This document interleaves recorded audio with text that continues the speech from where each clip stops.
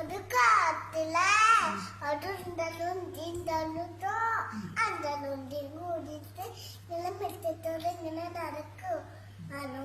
അപ്പൊ എന്റെ പറഞ്ഞു എന്താ നമുക്ക് ഓരോ കാര്യം ചെയ്യാം നെയ്യപ്പ് ഉണ്ടാക്കുക എന്നിട്ട് എന്ത്